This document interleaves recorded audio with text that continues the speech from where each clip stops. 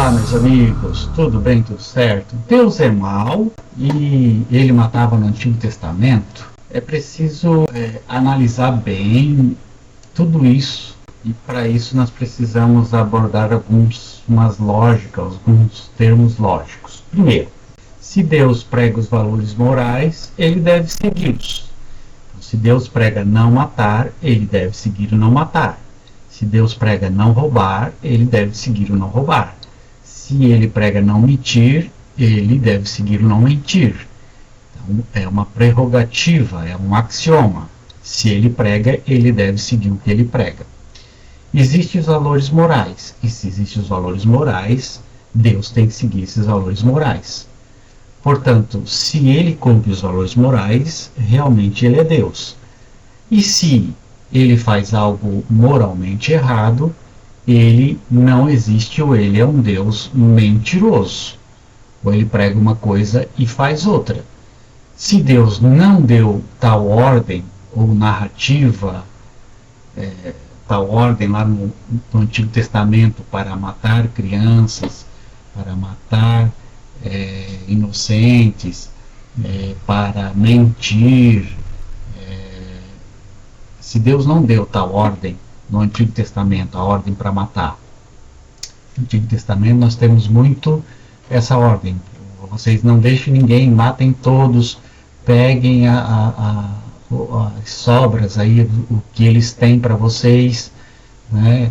Matem crianças, mulheres, até as mulheres grávidas, está tudo lá no Antigo Testamento. Então, se Deus diz isso no texto bíblico, mas quem escreveu escreveu errado, então significa que toda a narrativa da Bíblia ela é um folclore, ela é um erro. Porque se a narrativa de Deus mandando matar um povo é uma narrativa errônea, o que garante que as outras narrativas também não sejam errôneas? E se Deus cometeu um erro, a narrativa é um folclore, porque Deus não pode errar.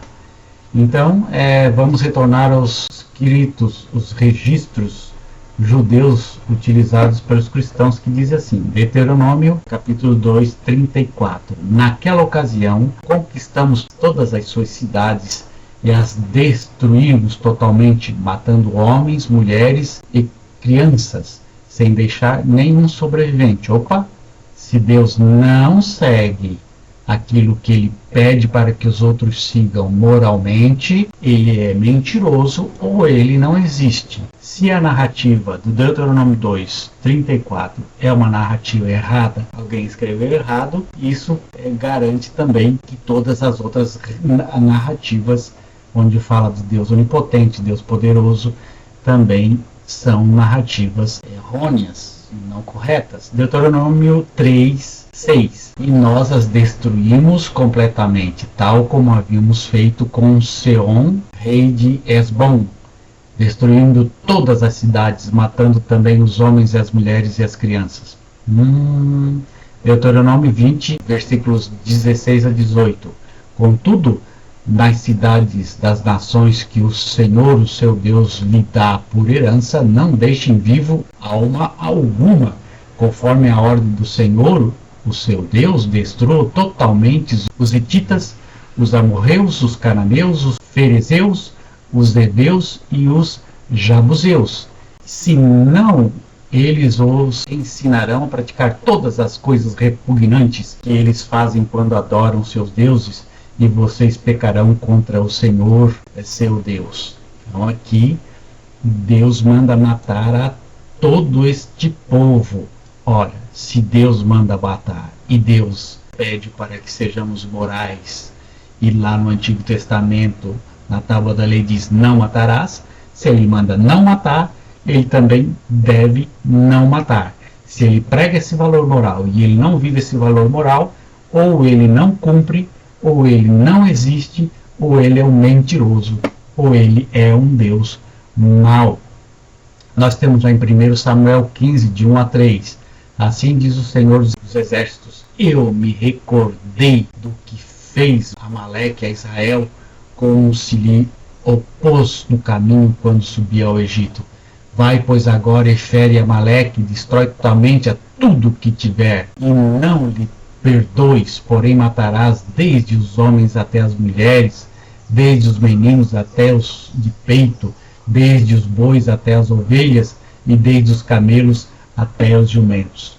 Então aqui Deus não permite o perdão, segundo 1 Samuel 15, de 2 a 3. Ora, se Deus não vive esse valor moral do perdão, da misericórdia, ele não cumpre essa lei que ele manda os outros cumprirem. Logo, ele não é Deus, ou ele não existe, ou ele é um Deus mentiroso. Deus matou crianças e mulheres, é um fato. Mas por quê? Há justificação disso? Ele é mau ou ele é um mito? Nesta época, Deus era chamado de Yahvé, o Senhor dos Exércitos. De fato, esse processo de formação e conquista de Canaã é uma guerra. Numa guerra tem uma missão, na qual, para os hebreus, Yahvé era o seu general e Josué o seguidor de suas ordens. Em uma guerra, um general precisa tomar decisões que resultam na derrota ou na vitória desse conflito, no qual estava em jogo a crença em Yahvé. Para um cristão e um judeu normal, os cananeus seriam dominados pelos pagãos, e para uma pessoa normal do Ocidente, eles seriam cruéis, com péssimos costumes, principalmente com o casamento entre irmãos e o sacrifício humano, além do ódio que praticavam contra os hebreus. Afinal, eles negam a existência de seus deuses e afirmam que Yahvé é o Deus único. Retomando o assunto, lembre-se quando a gente cita Abraão questionando a Deus sobre a destruição de uma cidade inteira, perguntando sobre os ímpios. Você realmente achou que não teve uma resposta para isso? Gênesis 15, de 13 a 16. Então disse a Abraão: saibas de certo que peregrina será a tua descendência em toda a terra alheia, e será reduzida à escravidão, e será afligida por 400 anos. Mas também eu julgarei a nação, a qual ela tenha de servir, e depois sairá com grande riqueza. E tu irás a teus pais em paz, em boa velhice serás sepultado. E a quarta geração tornará para cá, porque a medida da injustiça dos amorreus não está ainda cheia. Então Yahvé, o tetragrama, responde a Abraão que se ele não quer a destruição imediata do seu povo, então ele não fará nada e deixará o curso seguir, no qual, no futuro, estes mesmos povos irão escravizar os descendentes de Abraão. Agora olhe para o mapa de 5 reinos descendentes dos amorreus. Os amorreus são um povo extremamente antigo, citado até mesmo pelos egípcios, no qual saquearam Mesopotâmia, foram para a região do Levante e migraram para a África. Então, quem escravizou os hebreus por 400 anos? Os egípcios, descendentes de vários povos, dentre eles os amorreus. Logo, o que Yahvé, o tetragrama, previu aconteceu, e as crianças antes citadas cresceram e deram origem a outras crianças que afligiram muito os hebreus. Além disso, todas essas crianças se envolveram em práticas imorais futuramente, como sacrifício e derivados, deixando de serem pessoas puras. Mas por que Deus não ordenou que Abraão resgatasse essas crianças? Abraão tinha condições para fazer isso? Não, e como sabemos, Yahvé costuma atuar por meio de humanos e não intervém muito na história, desde que algo não ameace a dizimar a crença nele. Até aqui você ainda está cético sobre o que está sendo dito, né? Da mesma maneira que a gente que estuda o assunto também pensa.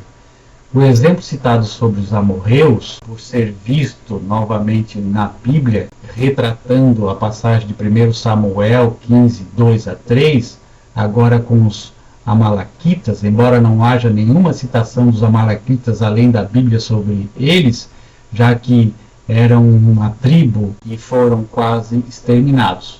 O Theor Massos pode haver conexões com eles. Afinal, a história é cheia de explorações e descobertas. Vários povos desconhecidos foram encontrados com o tempo. Para quem leu o livro de Samuel, em 1 Samuel 30, 1 a 2, é revelado que Saul desobedeceu a ordem de Deus e não matou todos os amalequitas. Anos mais tarde, Amã, descendente de Agag, rei amalequita, ministro do rei Assuero, retratado como Xerxes I, conseguiu realizar um ataque que devastou parte de Israel, mas foi derrotado a custo de muito sangue. Se Saul tivesse obedecido Yahvé, Israel não teria sido atacado e muito sangue seria poupado. Em relação aos cananeus, Yahvé ordenou: contudo, nas cidades das nações que o Senhor, o teu Deus, lhes dá por herança, não deixem vivo nenhum ser que respira. Conforme a ordem do Senhor, o seu Deus, destrua totalmente os hititas, os amorreus, os cananeus, os ferezeus, os heveus e os zebuseus. Senão eles os ensinarão a praticar todas as coisas repugnantes que fazem quando adoram seus deuses, e vocês pecarão contra o Senhor seu Deus. Deuteronômio 20, 16 a 18. Os israelitas falharam nesta missão também, e a previsão de Yahvé se cumpriu do mesmo jeito que ocorreu com Abraão em Juízes 2, 1, 3, 1 Reis 11, 5, 1 Reis 14 e 24 e 2 Reis 16, 3 a 4. Israel foi atacada e correu o risco de ser destruída por esses povos, causando o risco da destruição na crença de Yahvé. Entretanto, as futuras invasões e destruições pelos descendentes de nações como Jericó não ocorrem, pois estes foram exterminados. Com base no que foi dito, você provavelmente responderia: você está tentando interpolar a história e criar fantasias absurdas para defender sua crença? Os hebreus poderiam muito bem ter levado as mulheres e poupado as crianças, criando na religião judaica e impedindo os acontecimentos. E aí a resposta vem assim: talvez eles poderiam ter levado as crianças para cuidar. Quem garante que isso aconteceria? Quem iria cuidar dessas crianças? As mães hebreias eram xenofóbicas por esses povos serem seus inimigos. Elas iriam dar-lhes o leite dos seus filhos para beber aos estrangeiros. Iria ter a relação de amor. E se esse bebê crescer, ele realmente iria se converter? Muitos poderiam guardar rancor da morte dos seus pais. Ou não? Qual hebreu vai dar sua filha para um filho pagão? E a sociedade pautada no incesto entre os filhos e filhas, pais e filhos, irmãos e irmãs, já imaginou nas anomalias genéticas semelhantes às europeias geradas por essas crianças? Já pensou o quanto iriam sofrer no seu futuro? Estariam sendo sempre vítimas do racismo e violência, mesmo com a Yahvé proibindo atos de intolerância entre os hebreus? Diversas vezes na Bíblia os mesmos praticaram. Afinal, o ser humano é rebelde. Isso acontece na invasão da França durante a Segunda Guerra Mundial. Mulheres grávidas que não fugiram pairaram na cidade de Sedan e morreram no parto. Existem até relatos de unidades britânicas que encontraram bebês famintos abandonados em casa, chorando. Bom, então, como podemos ver, existem aí justificativas que são hiperbólicas, exageradas, para tentar defender essa ideia de que havia necessidade de exterminar certas nações para que não deixassem nenhum filho dessa nação, para que essa nação não se proliferasse novamente e com raiva e com ódio fosse contra o povo de Deus e pudesse exterminar o povo de Deus. Porque se o povo de Deus perdesse, Yahvé e a crença nele seria derrotada. Então a ideia aqui é que deveria se exterminar todos, até as crianças, para não sobrar nada, para não ter mais descendência desse povo e o povo de Deus não correr mais risco de guerra ou de sofrimento. Porém, o que nós entendemos aí? Esse Deus onipotente, onisciente, onipresente, existia a necessidade desse tipo de sofrimento, desse tipo de dor, para que houvesse um povo que adorasse a Yahvé? Há livre-arbítrio, se outros povos não podem adorar outros deuses, e se só deve adorar um Deus só, que é Yahvé, que é o Deus ciumento, existe livre-arbítrio para o ser humano? O ser humano está livre para tomar as decisões? Ou ele tem que tomar a decisão unilateral de seguir a Deus, ou senão ele vai ser castigado? Então há grandes dúvidas e fenômenos aí a ser estudados na Bíblia que nos deixa perplexos. Entender que um Deus manda matar crianças, tudo que respira, seja morto, para eliminar qualquer possibilidade de que esse povo renasça e possa vir com ódio para cima do povo. Deus escolheu como seu e eliminar o seu povo. Parece que Deus faz uma briga de guerrinha entre um povo e outro povo. Esse é meu povo, então extermina aquele povo para que você continue sendo meu povo. E aí brinca de guerrinha, e quem se ferra é o ser humano, a pessoa. Um grande abraço. Tchau, tchau.